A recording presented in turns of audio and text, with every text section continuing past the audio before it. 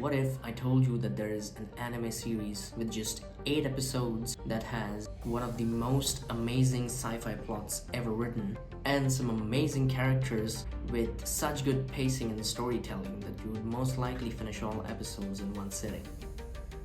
Seems pretty hard to believe, right? Especially given the fact that nowadays we have anime such as One Piece with thousands of episodes and barely any good value. Or let's just say that the pacing is so bad that you would never want to finish the entire series at all. Which was, by the way, for me, the Dressrosa arc. I just left One Piece at that. Couldn't get past it, really. But anyways, today we'll be talking about Pluto, which is a new anime on Netflix. If you haven't watched it yet, well, what are you doing? You must watch Pluto if you're into anime at all. Like, it's a really amazing series, and I'm kind of biased here because I always had Pluto on my reading list since like forever, because I'm a big fan of Naoki Urasawa's works such as Monster and Billy Bat, which are two phenomenal manga series in my opinion. So I did want to read Pluto, but then I saw on Netflix the other day that they have something called Pluto, and when I looked into it, it was the very same. It was the anime adaptation of the very same manga. So I just decided to give it a watch, and boy was I impressed. The story is just insanely good. It's also very relatable to the present day and age, because in 2025, AI is literally the biggest trend on the internet. Like, you see every new product brand itself as AI powered, even if it doesn't have any AI features in it. And there's also a valid concern for the future of artificial intelligence. Well, the future of artificial intelligence you can see very well in Pluto, because it's all about robots and robots with artificial intelligence. The plot is basically about a detective robot whose name is Gazette. So Detective Gazette finds out that there has been a crime committed by a robot, and robots are programmed in such a way that they should not be allowed or should not be able to commit crime. Anyways, so a series of murders takes place, and the culprit is likely supposed to be a robot. So the detective just goes on investigating all these cases, finds out some really disturbing facts about the very origin of robots. And there's some really mind-boggling stuff in it. Like, for example, he meets a robot in some sort of prison where he finds that the robot has been completely dismantled and is barely able to speak, and gets to know that the robot had actually murdered a person, which should have been impossible. But what is even more exciting is the fact that when the scientists investigate the software which is inside of the robot who committed the murder, they find out that there was no flaw at all. He was able to commit crime because he had a perfect intelligence. Just think about that for a second.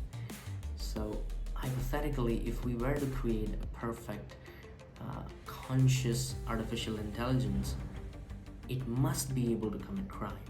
Otherwise, there must be a flaw in it, right? Which begs the question if we should even attempt to make such a conscious intelligence to begin with.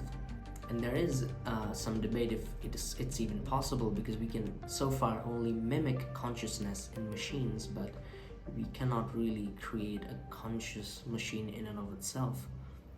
But one day we might be able to do that, and this anime really goes on to show all of the effects that might have on society. Like, the setting is in such a city that has all these robots and humans coexisting in a very weird fashion, where robots completely behave like humans and have their own families and their jobs and all of the socio-economic rights equal to that of a human. So you can't really commit a crime against a robot, or you'll be held accountable. And there are lots of other interesting aspects to the plot which I don't really want to spoil right from the beginning, but you would have to watch the anime to find out. So do give it a watch, I guess. And let's talk about the characters, because the characters are really amazing here. Pluto is actually supposed to be a recreation of the anime Astro Boy. So if any of you have watched Astro Boy, you'd find a similar theme here, as in Pluto is basically an evil robot.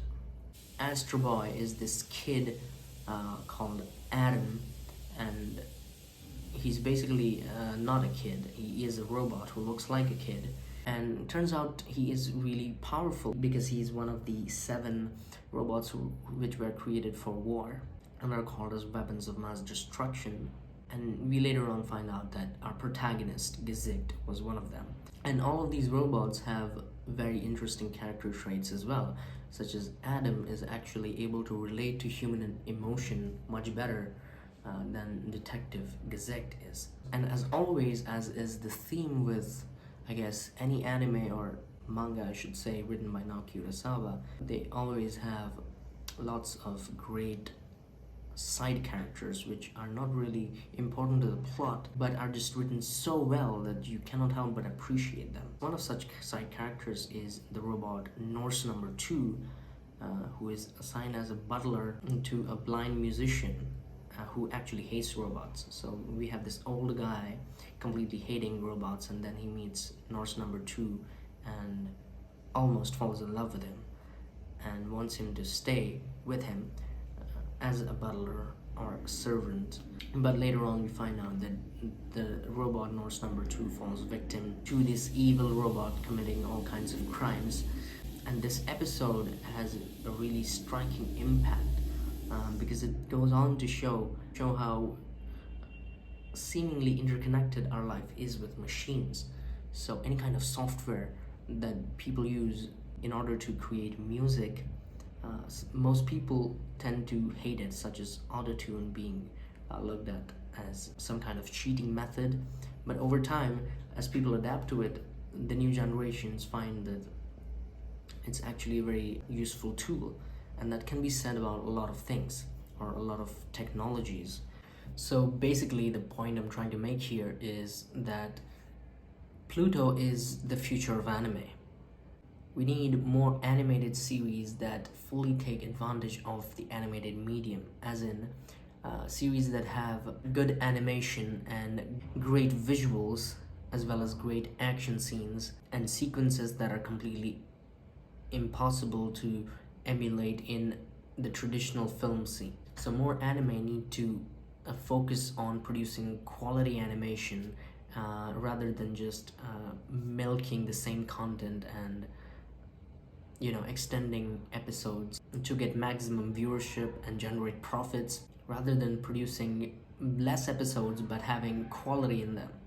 So we really need more anime which are just which have episodes that are 1 hour long and have just less episodes overall, so that you can stay motivated to keep going and eventually finish the series. Because right now we have so much new stuff coming out and people have such bad attention spans that it's really too much to ask people to watch 30-minute episodes for like 100 plus episodes. And it can be really tiring and even a waste of time for most people. Secondly, and more importantly, I would say we need good stories overall. So there are a bunch of great manga series that are yet to have any anime adaptation, which if animated would be really a really popular series, and it's guaranteed to be that way. I guess Billy Bat would be another such manga, which is by the same author as that of Pluto, that would make a great animation. But for some reason, anime studios are just not concerned with it, and they would rather produce stuff like My Hero Academia and just boring shonen anime than more mature themes such as Pluto. But anyways, this anime has some amazing characters and a really amazing plot and just an incredible story which blew my mind, which led me to create this video. And I'm not sure if I should do more anime reviews or stuff like that on this channel. Let me know if you guys are interested, and do give Pluto a watch, and let me know if you have seen it what are your thoughts about it. And yeah, well, basically that was it for this video, and I'll see you guys in the next one.